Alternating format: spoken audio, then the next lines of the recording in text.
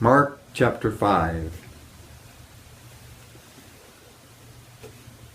Then they came to the other side of the sea, to the country of the Gadarenes. And when he had come out of the boat, immediately there met him out of the tombs a man with an unclean spirit, who had his dwelling among the tombs, and no one could bind him, not even with chains, because he had often been bound with shackles and chains. And the chains had been pulled apart by him, and the shackles broken in pieces. Neither could anyone tame him, and always, night and day, he was in the mountains and in the tombs, crying out and cutting himself with stones. When he saw Jesus from afar, he ran and worshipped him.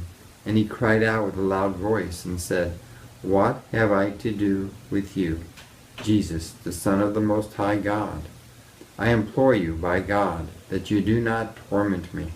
For he said to him, "Come out of the man, unclean spirit." Then he asked him, "What is your name?" And he answered, saying, "My name is Legion, for we are many." Also he begged him earnestly that he would not send them out of the country.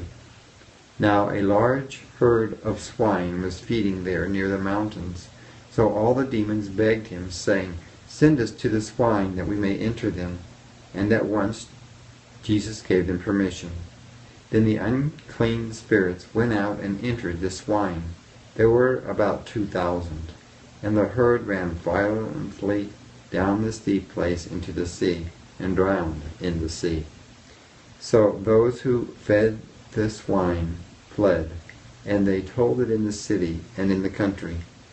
And they went out to see what it was that had happened.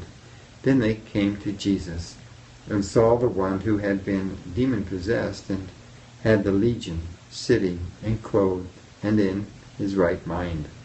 And they were afraid. And those who saw it told them how it happened to him who had been demon-possessed, and about the swine. Then they began to plead with him to depart from the region. And when he got into the boat, he who had been demon-possessed begged him that he might be with him. However, Jesus did not permit him, but said to him, "Go home to your friends and tell them what great things the Lord has done for you, and how he has had compassion on you." And he departed and began to proclaim in Decapolis all that Jesus had done for him, and all marveled. Yes, all marveled. Now, when Jesus had crossed over again by boat to the other side, a great multitude gathered to him, and he was by the sea. And behold, one of the rulers of the synagogue came, Jairus by name. And when he saw him, he fell at his feet and begged him earnestly, saying, "My little daughter lies at the point of death. Come and lay your hands on her, that she may be healed, and she will live." So Jesus went with him, and a great multitude followed him and thronged him. Now a certain woman had a flow of blood for 12 years, and had suffered many things from many physicians. She had spent all that she had, and was no better, but rather grew worse. When she heard about Jesus, she came behind him in the crowd and touched his garments, for she said, "If I only may touch his clothes, I shall be made well." And immediately the fountain of her blood was dried up, and she felt in her body that she was healed of the affliction.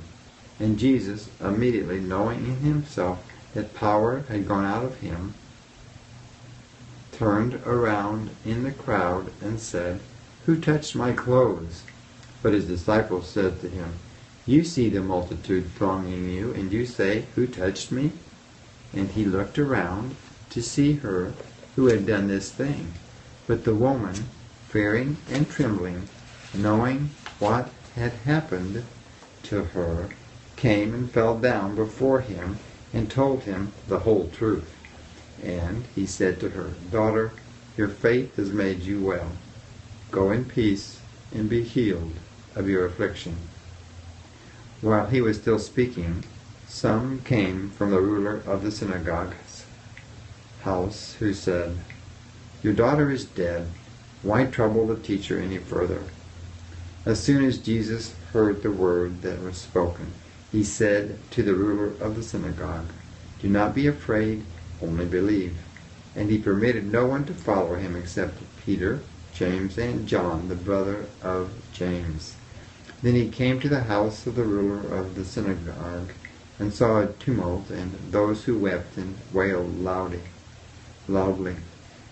Why make this commotion and weep? The child is not dead, but sleeping.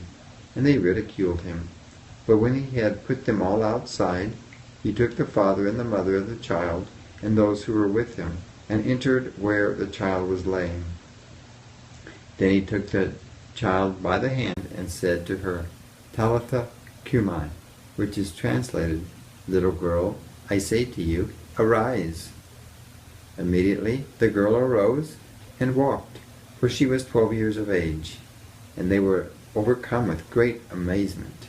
But he commanded them strictly that no one should know it, and said that something should be given her to eat.